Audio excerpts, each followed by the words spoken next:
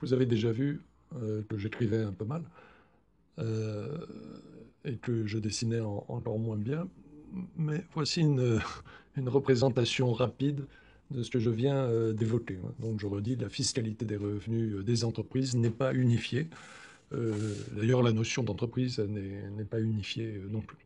Alors, comme je le dessine, vous voyez que la fiscalité des revenus des entreprises se compose en pratique de deux grandes branches.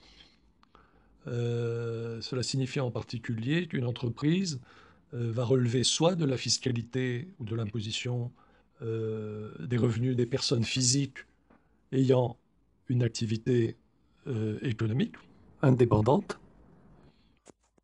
Là, je dessine la fiscalité des revenus des particuliers qu'on n'étudiera pas, hein, mais j'en dis deux mots avec le dessin actuel. Donc les particuliers, c'est les personnes qui reçoivent des revenus mais qui ne proviennent pas d'une activité économique indépendante, soit de la fiscalité ou de l'imposition des bénéfices des sociétés. Comme vous le voyez, je mets en pointillé la partie qui nous intéresse dans ce cours, avec l'impôt sur le revenu des personnes physiques, dans les catégories particulières que j'ai notées, à savoir bénéfices industriels et commerciaux et bénéfices non commerciaux. Alors, il y a une troisième catégorie qui s'appelle bénéfices agricoles, mais qu'on n'étudiera pas. Donc, on va se centrer donc, sur l'étude des bénéfices industriels et commerciaux, les BIC, l'étude des bénéfices non commerciaux, les BNC. Or, les BIC concernent essentiellement les professions indépendantes à caractère artisanal ou commercial. On verra dans le détail ce que ça recouvre. Quand on dit artisanal ou commercial, ce sont en général des professions, les professions artisanales euh, dont la capacité s'acquiert par l'apprentissage. Et les professions commerciales, ce sont les professions où on fait des actes de commerce, c'est-à-dire on achète pour revendre. Donc, mais on verra ça dans le détail dans la deuxième partie du cours. Et puis il y a les bénéfices non commerciaux qui concernent une catégorie différente, qui sont plutôt des professions indépendantes à caractère libéral. Alors c'est une catégorie un peu fourre-tout, hein, qui permet d'aller des professions médicales ou juridiques à, comment dirais-je, des professions par exemple d'artistes, des professions de sportifs professionnels, boxeurs ou autres, des professions de photographes indépendants, des professions de joueurs de poker, etc. D'une manière générale, on arrive à trouver un critère commun à l'ensemble de ces professions. Ce sont les professions qui relèvent des bénéfices non commerciaux, sont en général les professions où l'activité intellectuelle, dirons-nous, où la compétence individuelle joue un très très grand rôle. Donc ça, c'est la première catégorie d'imposition qui nous intéresse à l'intérieur de notre patate, si on peut dire, qui nous concerne dans le cours, à savoir l'imposition des revenus des personnes physiques et l'imposition des bénéfices des sociétés. Et tout ça, ça constitue la fiscalité des revenus des entreprises. Bon, c'est pas très, très bien écrit, je m'en excuse, mais bon, avec le commentaire, je pense que ça ira mieux. Deuxième chose, l'imposition des sociétés ou autres personnes morales. C'est la deuxième composante de la fiscalité des revenus des entreprises. Bon, je vous invite dès maintenant à retenir les sigles. On en a déjà un peu parlé, on a déjà un peu parlé de ces sigles-là. Il n'y en a pas beaucoup en matière de fiscalité. Hein. Il y en a quelques-uns, mais pas beaucoup. En tout cas, les sigles importants ne sont pas très très nombreux. Mais ils reviennent assez souvent. Et il ne faut pas se tromper. Donc, parmi ces sigles, je vous en rappelle quatre qui sont dans notre petit schéma. L'IRPP, c'est l'impôt sur le revenu des personnes physiques, IRPP. C'est une branche qui recouvre donc l'imposition des revenus des personnes physiques, et celles-ci, ces personnes physiques, peuvent être regroupées en ménages ou en foyers fiscaux. Alors, dans cette imposition des personnes physiques, vous voyez le chaos total du système fiscal. Hein. Je reviens un peu à ce qu'on évoquait en tout début de cours, à savoir, bah, c'est pas vraiment du droit, je vais dire que c'est un peu n'importe quoi. Donc, on a l'impôt sur le revenu des personnes physiques, dont une partie va concerner les entreprises, au titre donc des BIC et des BNC, et une partie va concerner les particuliers. Donc, je l'ai mis en dehors des pointillés, ça, on ne va pas l'étudier. c'est tous les revenus des personnes dépendantes, dépendantes au sens juridique, c'est-à-dire par exemple les salariés, ou les personnes qui perçoivent des revenus non professionnels. Par exemple, je reçois des revenus d'un terrain que je loue, ou d'une maison ou d'un appartement que je loue par Airbnb, etc. Mais ce n'est pas ma profession, je dirais, de louer des terrains ou des appartements. À ce moment-là, ben, je continuerai à être imposé en tant que particulier au titre de l'impôt sur le revenu des personnes physiques. Mais je déclarerai ça non pas en tant que bénéfice industriel et commercial ou bénéfice non commercial, mais en tant que revenu d'activité non professionnelle. Même chose pour les plus-values non professionnelles. Imaginons que j'ai un bien, un terrain, un appartement, une maison, etc. Et qu'au bout de quelques années, j'ai ce bien en propriété et je le revends. Donc il y a une différence entre peut-être le prix de l'acquisition et le prix de la revente. Cette différence s'appelle une plus-value. Ben, elle va générer donc un revenu et ce revenu va être imposé. Et donc, il sera imposé, puisque ce n'est pas mon activité professionnelle d'acheter pour revendre, mais c'est tout à fait extraordinaire. Enfin, extraordinaire. Ça sort de l'ordinaire, c'est pas avec ça que je vis. Ben, à ce moment-là, je serai imposé comme un particulier. Donc, si je reçois une allocation, par exemple, je bénéficie de telle ou telle allocation, un revenu de remplacement ou autre, ben, ça va être une pension, par exemple. Ça va être imposable aussi au titre de l'impôt sur le revenu des personnes physiques, mais dans la catégorie particulière, non pas dans la catégorie professionnelle. Donc, vous voyez, cet impôt IRPP, c'est un terme qu'on va utiliser assez souvent, qui est pratique hein, plutôt que de dire impôt sur le revenu des personnes physiques.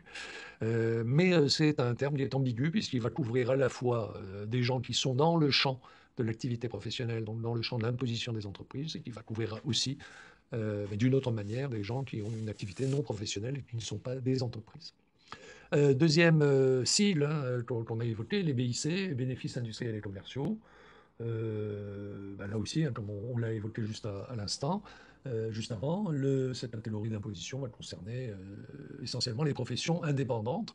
Donc par rapport à professions dépendantes, là c'est des professions indépendantes à caractère artisanal ou commercial.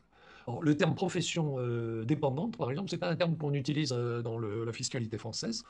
Par contre, on l'utilise dans d'autres fiscalités européennes, mais c'est un terme très courant euh, en fiscalité internationale. C'est-à-dire qu'en fiscalité internationale, chaque État qui a sa compétence fiscale, donc imaginons, je sais pas, l'Espagne ou les États-Unis et la France vont signer des conventions pour dire bah, comment on arrange la fiscalité des revenus lorsque, par exemple, un citoyen américain est résident aux États-Unis, mais vient travailler en France. Par exemple, un footballeur, un artiste, n'importe quelle profession, un écrivain vient travailler en France. À ce moment-là, comment les revenus de source française, c'est-à-dire gagnés en France, sont fiscalisés. On va dire, bah, tiens, voilà, on donnera 50% des revenus à la France, 50% des impôts sur ces revenus à la France, 50% aux États-Unis, ou tout à la France et rien aux États-Unis, sous réserve de réciprocité, à savoir par exemple un Français qui réside en France, mais qui travaille ou a des revenus de source américaine. Voilà. Donc, le terme profession dépendante et profession indépendante, c'est assez pratique, on voit bien les choses. Là, il s'agit bien, s'agissant des entreprises, de professions indépendantes, donc les personnes ne sont pas salariées, ne dépendent pas d'un employeur. Les bénéfices non commerciaux aussi hein, relèvent de cette même logique de profession indépendante, mais elles n'ont pas un caractère artisanal ou commercial, comme je l'ai décrit tout à l'heure, mais elles ont un caractère plutôt libéral. Alors le terme libéral est très très large. On pense généralement à profession libérale, à juste titre d'ailleurs, mais on va découvrir qu'il n'y a pas de définition hein, de ça dans le Code général des impôts. Il faut rechercher dans les interprétations particulières. On va considérer comme profession libérale, par exemple, des professions médicales, juridiques, des écrivains, des chanteurs, des artistes, des guérisseurs, des magnétiseurs, des rebouteux. Alors, là, je lis une partie de la liste qui fait partie du précis de fiscalité, hein, qui, à défaut de donner une définition du caractère libéral de l'activité, va donner simplement une liste des activités imposables au titre des bénéfices non commerciaux. On procède aussi quelquefois comme ça, à défaut d'un critère commun, ben, on va donner une liste. Et là-dedans, bien sûr, on retrouve ce que j'évoquais tout à l'heure, à savoir les joueurs de poker professionnels. Ben, quand ils gagnent quelque chose, c'est imposable au titre des bénéfices non commerciaux, et les joueurs de foot professionnels aussi. Alors, retenir, si on arrivait à faire une synthèse, que ce sont en général des professions bien sûr indépendantes, dont l'activité est essentiellement intellectuelle, c'est-à-dire c'est pas euh, la personne gagne son argent elle-même tout en étant indépendante. Elle ne fait pas travailler les autres pour elle. En général, c'est un peu le critère commun, c'est-à-dire le guérisseur ou le chanteur ou l'écrivain n'a pas, ou le médecin n'a pas toute une usine à faire fonctionner, tout un atelier à faire fonctionner. Et donc voilà. Alors, retenir sur cet aspect-là, sur l'aspect BNC, donc je fais toujours le tour des sigles, hein, IRPP, BIC, BNC, retenir sur les BNC, bénéfices non commerciaux, que sont imposables aux bénéfices non commerciaux toutes les personnes physiques dont les bénéfices ou les revenus, même illicites, ne se rattachent pas à une autre catégorie d'imposition. C'est-à-dire que l'intérêt des BNC, au-delà de l'aspect fourre-tout, c'est justement que c'est une catégorie qui va permettre de traiter par défaut tous les gens inclassables qui ont des revenus professionnels mais qu'on ne sait pas classer en salariés ou en autres professions artisanales ou commerciales. C'est une catégorie par défaut. Quand vous n'êtes pas rattaché à l'IRPP en tant que particulier, quand vous n'êtes pas rattaché à l'IRPP, quand vous n'êtes pas rattaché au BIC, ou aux bénéfices agricoles que je n'ai pas fait figurer sur le dessin parce qu'on n'en parlera pas. Quand vous n'êtes pas non plus rattaché à l'impôt sur les sociétés, ben par défaut, vous payez quand même des impôts et ça sera dans cette catégorie bénéfices non commerciaux. Et on cite souvent l'illustration, à savoir que par exemple, un trafiquant d'objets illicites, imaginons un trafiquant de drogue pour faire simple, il a une activité d'entreprise, hein, ok, on pourrait dire qu'il relève des BIC parce qu'il achète pour revendre, ou il transforme, donc il a une petite activité industrielle, ou il transporte aussi. Euh, Lorsqu'il se fait prendre, donc l'amende va être constituée naturellement d'une amende douanière parce qu'il aura par exemple importé des produits prohibés. Donc là, on ne sait pas de la fiscalité, hein, puisque ça ne repose pas sur la législation fiscale, mais sur une législation douanière. Il y a une subtilité un peu qui distingue les deux. La personne, bien sûr, risque, c'est même le plus probable, d'être condamnée à une amende pénale par le tribunal correctionnel, parce que, voire à une peine de prison, même sûrement, parce qu'il a trafiqué. Et en plus, la personne va être imposée sur les bénéfices qui vont être reconstitués. Cette assiette va être imposable au titre des bénéfices non commerciaux. Donc c'est pour fixer les idées, les bénéfices non commerciaux, c'est une catégorie balai en quelque sorte, qui va permettre de récupérer toutes les personnes qui n'entrent dans aucune autre catégorie sur le petit schéma. Pour terminer ce schéma et notre petite revue des sigles, IRPP, BIC, BNC et IS. Alors là, c'est pas très lisible peut-être, impôt sur les sociétés. Impôt sur les sociétés, son vrai nom, hein, comme je l'ai déjà dit, c'est, je crois, c'est impôt sur les sociétés ou autres personnes morales. On peut dire IS, ou impôt sur les sociétés. On verra les autres sigles au fur et à mesure. Voilà. Alors ça, c'est le schéma tentant de résumer la fiscalité française des revenus des entreprises.